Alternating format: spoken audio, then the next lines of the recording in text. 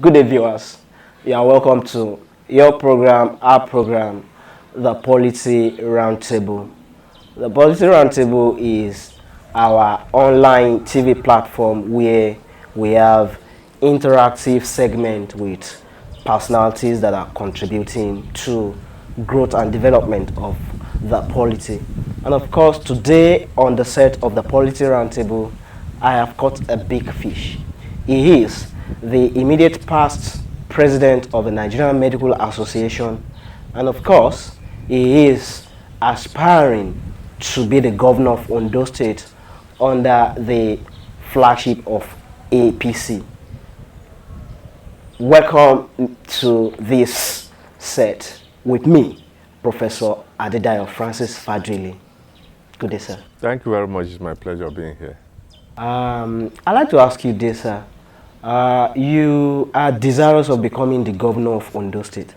What are the leadership qualities and the antecedents that you think qualify you for this office? Thank you very much. As you know, the position of the governor of Ondo State should not be a position in which you just want to land on the job. You want to get there and start the work, not to start having to plan or to try this trial by error. And I can tell you that in my own little way, we have tried as much as possible to improve oneself, apart from being a university lecturer and the most important position in any university administrative level is the head of department, which I have been. I have gone as much as becoming a professor of pathology, which has a lot of administrative acumen that you must possess to get to that level. Apart from that, in politics, I have been active in the political landscape of the Nigerian Medical Association. In 1999, I was the secretary of Nigerian Medical Association Ondo State.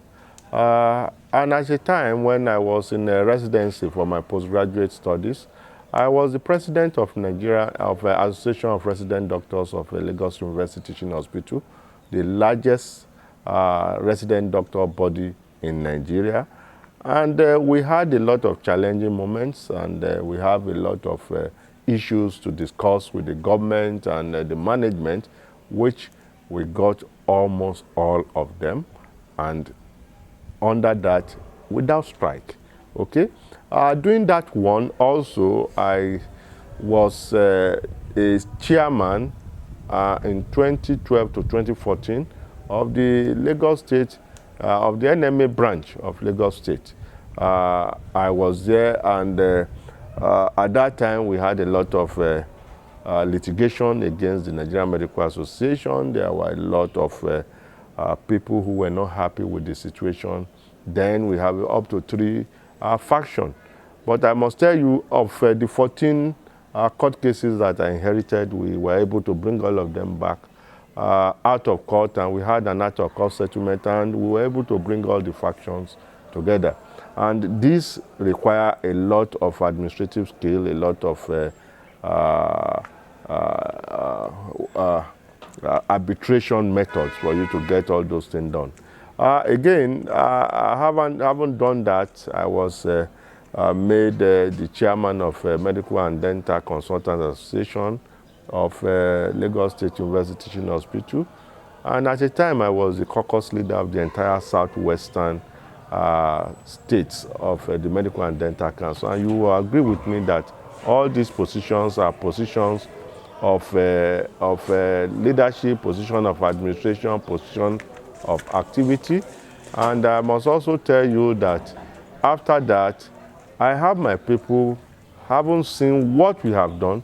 They have been able to give us the necessary support to be the president of Nigerian Medical Association, which I was unanimously elected in 2018. And I served at that position for 2 years, and I meritoriously delivered all the campaign promises to the chagrin of my members. In that one, too, I have to interact with federal government, government at that highest level, meeting with the president, the ministers, with the serving chiefs, and all whoever we can think of in the highest level. So I have graduated from the state, from the local, through to the national outlook. So I think I have the required requisite of administrative skill and knowledge to be able to run the state when elected. That's a very rich credential you have reeled out there. Sir, this is Ondo State, and of course, politics in the medical circle could be a little bit different from the real politicking in the sense of wanting to govern a state. What are your plans for the good people of Ondo State? Well, if you ask me to start talking about the manifesto, we may not be able to exhaust it. Yeah, but I must tell you that we have a 7-point agenda that we are looking at. The first one, which is one of the major ones we are going to vigorously pursue, is youth empowerment. Today we have a lot of our youth that have been disenfranchised with life generally. Many of them have gone to school, they have concluded and finished their degree, and they are not employed. There are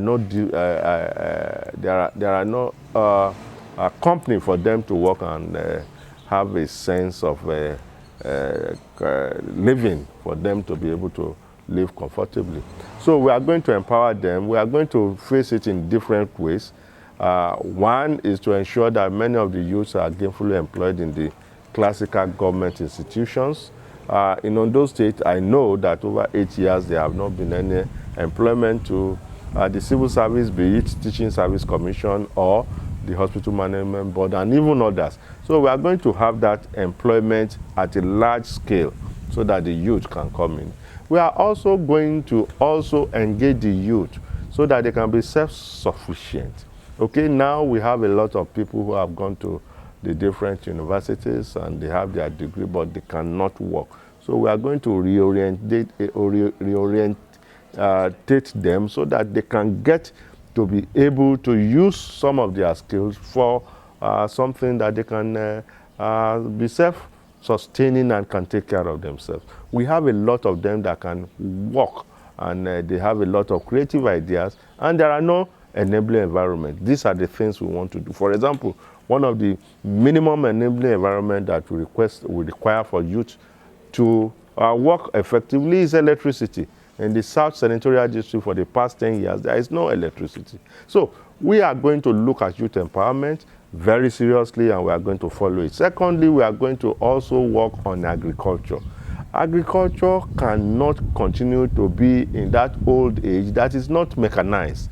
We must help those who are working so that they can have mechanized farming, because the world now, we have had population boom, and we need to have much more food, not those subsistence farming that we have been used to.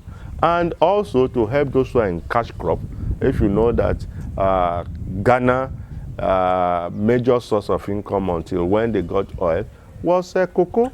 Cocoa has been a major economic boost for our state. So we expected to help the cocoa farmers. We expected to help the oil palm farmers. We expected to help the kola nut farmers, those who are doing wheat, and all sorts of farming. We are going to bring a lot of people around so that we can get them to produce much more and to have less stress in giving them. So we are going to also work on agriculture. Thirdly, we are going to also see how we can improve ourselves technologically. Okay? When we are talking of technologically, we are going to think outside the box. Today, we are talking of hydroelectricity. Meanwhile, now we are talking major of renewable energy, where you can use the sun, where you can generate energy, and you do not use generators, which are causing some of this carbon layer being, the ozone layer being depleted. So we must be able to help our people. For example, in the Southern Senatorial District, we have a School of Technology. University of Technology. And what we expected is to bring some of these electronic companies, like we talked to Toshiba, we talked to Samsung, we talked to Sharp. If they put some of their plants or some of their companies here, which those who are within the university setting, so that they can get to start doing, can be producing some of those electronic gadgets, some of them, and we can be assembling them. And it will be a great source of income back to that area and the state. Well, Prof, let me quickly cut you short there. I really want to go into the politics of Ondo State. There is this unity forum that over time now has assumed a very larger than life, concept in terms of projecting leadership in Ondo State. Do you subscribe to the unity forum idea? I think the unity forum idea is good, it's great. It's good for us to have a consensus, for us to have a formidable person, but the interests that are there are things that will not make the unity forum work effectively. I believe in unity. However, when you want to have unity, you must have some set guidelines for everybody to work within. I have not seen that, and it is on that basis that I'm not part of them. I believe to lead on this stage, and I want the people in a place and just in the major with the populace. It's good that we may have unity, we may have an interest, but that interest must be examined. Is it interest for the masses, or is it interest for those people who are meeting? Okay? I have interest of the masses. I have gone to meet the masses, and I want the masses to support us. And that is why I have opted to do all my own work. If at the end of the day they have a consensus candidate, I know that I will still have a better program than their consensus candidate. Well, viewers, in case you are joining Policy Roundtable, and on my set has been Professor Adida Francis Faduyile, and of course it has been an interesting time here. I believe that you have also enjoyed his presentation so far. I want to really thank my guys behind the camera there, Omotense, Omotunde, Ayo Demain, and of course the photo editor, Awotula Timidayo. I am always here, your anchor person, Steve Overi. Keep watching the Polity Roundtable. Thank you.